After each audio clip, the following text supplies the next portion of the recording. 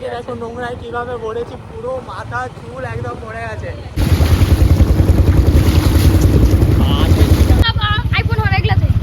আমরা বেরিয়ে পড়লাম হাটের উদ্দেশ্যে। আমাদের উদ্দেশ্য হচ্ছে আমরা ওখানে গিয়ে কি ফিশ কিনবো নাকি? ইয়েস, আমরা থ্রি ব্রাদার। ফিশ কেনার থেকেও বড় ইম্পর্টেন্ট কথা হচ্ছে যে আমরা মাছ প্রেমী, আমরা 3 ভাই মাছ প্রেমী। মাছ দেখতে যাব, নানান মাছ অনেক দিন থেকে আমরা দেখিনি। আর আজকের যে মনোরম পরিবেশ, আবহাওয়াটা কতই না সুন্দর। सावन का महीना है बोलते हैं ना, तो सावन का महीना बहुत ही खूबसूरत है। और सावन महीना का आज आखिरी 2 तारीख चल रहा है, बहुत ही खूबसूरत है और हम बहुत मज़े में हैं और ट्रैवल का मज़ा ले रहे हैं। आज প্রথমে প্ল্যান করেছিলাম যে আমরা 4 হুইলারে বেরোবো, বাট ভাবলাম যে না, অচেনা জায়গা, যেহেতু আমরা মানে এর আগে যাইনি ওই জায়গাটায়, তাই ভাবলাম যে তার থেকেও বড় কথা গাড়িতে কাদো লাগাবো না আমরা। গ্রাম্য পরিবেশ পার করে আমরা পেরিয়ে যাচ্ছি। আর এর আগে একটা ভিডিও বানিয়েছিলাম, এটা সেই বাইক। দেখো বাইক চলছে কিন্তু দেখো কাঁটাটা সেই জিরো, সবসময় জিরো ওঠে। এটা এখনও ঠিক করানো হয়নি, তবে সত্যি একটা এক্সাইটিং ব্যাপার, খুব ভালোই লাগছে। আর এই হচ্ছে দেখো হালকা বৃষ্টি হয়েছে একটু আগেই, তার জন্য রাস্তাটা বেশ ভেজা ভেজা। তো যাই হোক, এই রাস্তার মধ্যেই ড্রাইভিং করে আমাদেরকে প্রায় অ্যাপ্রক্স 50 কিলোমিটার্সের মতো যেতে হবে। দেখো পাশে একটা 10 বছর আগের আমি একটা যা কথা বলি, এই জায়গাটা পুকুরটা আজকে বাঁধানো হয়েছে। এখানটায় অনেক কাদা ছিল 10 বছর আগে, অনেক কাদা, এত পরিমাণে কাদা ছিল যে একটা টোটো পুরো গড়িয়ে এখানটায় মধ্যে ঢুকে পড়েছিল।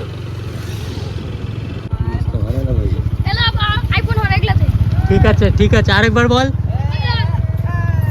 আরেকবার বল। অসংখ্য সুন্দর সুন্দর গাছপালা, ধানের জমি আর জমি।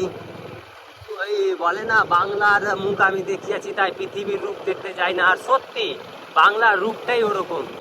চারিপাশে কি সুন্দর প্রকৃতি, এই প্রকৃতির মাঝে প্রকৃতি বিনষ্ট একটা আমি জায়গা দেখতে পেলাম। এখানে কাঠের মিল, গাছগুলো কেটে প্রকৃতিকে বিনষ্ট করা হয়েছে, গাছপালা ধ্বংস হয়ে যাচ্ছে।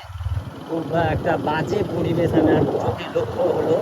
কিন্তু কি তার পাশে একটা ন্যাচারাল জিনিস আবার লক্ষ্য হলো, মৌমাছিরা এখান থেকে মধু তৈরি হয় ন্যাচারাল ভাবে। হানি কালেক্ট করার জন্য এই বাক্সগুলো রাখা হয়েছে এখানে। খুব সুন্দর একটা গ্রাম্য পরিবেশ। আর বাংলা যে আমের জন্য বিখ্যাত, যেদিকে আপনি নজর চালাবেন সেদিকে দেখতে পাবেন আমের গাছ আর গাছ, চারিদিকে শুধু আমের গাছ, কত সুন্দর। তার পাশে পাশে আবার মৌমাছির জায়গা, এই যে এখানে মৌমাছি চাষ। তো আবার ডান সাইডে যদি লক্ষ্য করি তাহলে আবার প্রকৃতির বিনষ্ট রূপ।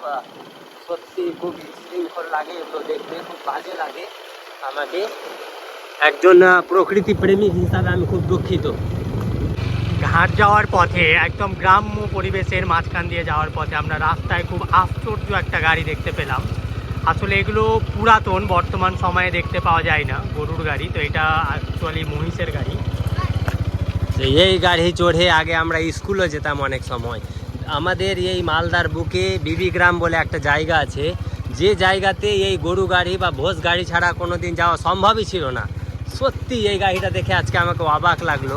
কিন্তু এইখানটায় যে চড়ার অভিজ্ঞতা, এখনকার ছেলে মেয়েরা কি পায় সেই অভিজ্ঞতা? পাবে না, এখন জানে না। পাই না। কিন্তু কি সত্যি এটা একটা দারুণ মজাদার। দিয়ে চলে যাই। আসলে সমস্ত রকমের খাবার উৎপাদন জিনিস বেশিরভাগটাই গ্রাম্য এলাকা থেকেই যায়, ঠিক আছে? কিন্তু কি আমরা বুঝতে পারি না ওই জিনিসটা কিভাবে আসে। আমরা এখনই পার হয়ে যাব এই মুহূর্তে। খুব সুন্দর একটা অভিজ্ঞতা। এই যে দেখো নোংরায় কিভাবে ভরেছি, পুরো মাথা চুল একদম ভরে গেছে। ওয়াও। তো ফাইনালি আমরা পাগলাঘাট পৌঁছে গেলাম। আমরা পাগলাঘাটে এসে প্রথমে একটা অবাক কর জিনিস দেখলাম, যে এখানে মানে নৌকায় পুরো লোক ভরে গেছে। তো প্রথমে আমি ভেবেছিলাম যে এই নৌকার লোকগুলো হয়তো এখানটায় ট্রাভেল করবে, ঘুরবে, কিন্তু আসলে ব্যাপারটা ওটা না।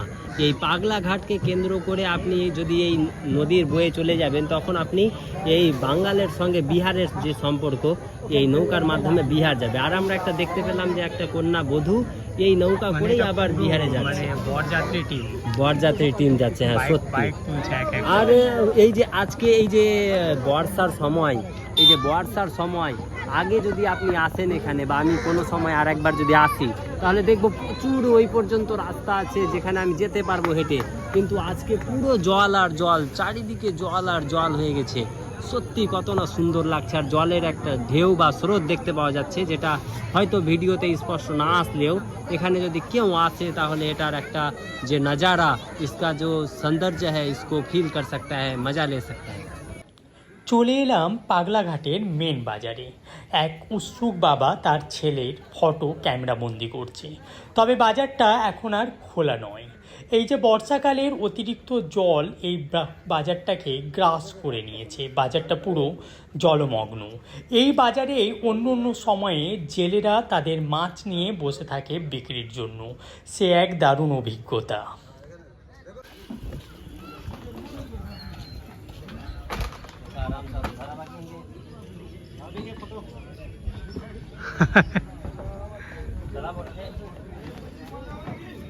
হায়েত,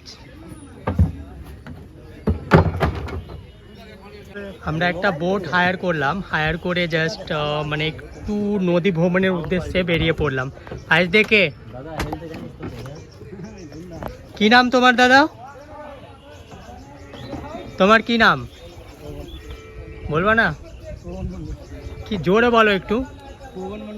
আচ্ছা আচ্ছা, পবনদা আমাদেরকে একটু মানে বোটিংয়ে ঘোরাচ্ছে আর কি। আর এই দেখো পুরো ঘাট ছেড়ে বেরিয়ে গেলাম। হ্যাঁ, তো আমরা নৌকায় চেপে গেলাম, খুবই সুন্দর এক্সাইটেড একটা জায়গা।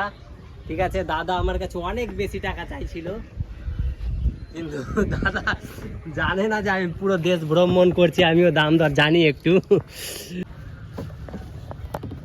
আচ্ছা, এখন বর্ষা বলে এগুলোতে জল আছে না? বর্ষা সার্ফিন এখানে আই না, একসাথে ফটো নেবো তো রে। হ্যাঁ, আমি কানিতে যাবো না, আমি হেলতে জানি তোর মনে। বর্ষা না থাকলে জল একটু থাকে ওগুলোতে না? কেমন লাগছে? দারুণ লাগছে আমাকে, আর আমি পছন্দ করি। সঙ্গে আমরা ভাই এসছি সব, ফটো নিলি। নৌকার ইঞ্জিনটা চালু করলো আর এখন আমরা খুব দ্রুত গতিতে চলে যাচ্ছি এগিয়ে।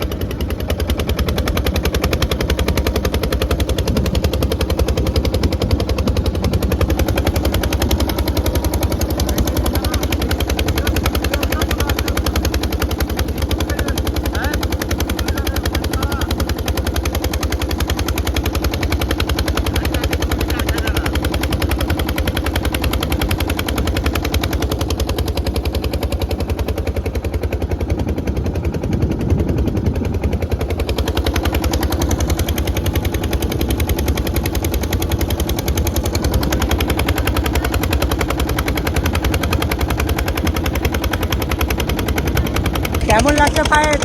দারুণ দারুণ, সো এক্সাইটেড। আমাদের পশ্চিমবঙ্গ এই জন্য তো ফেমাস। দেখো কত সুন্দর ফটো আসছে না, একটা ফটো নিয়ে তো।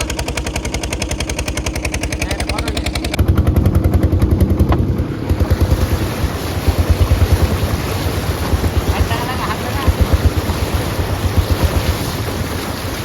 সত্যি খুব এক্সাইটিং একটা ব্যাপার। সেটাই তুই।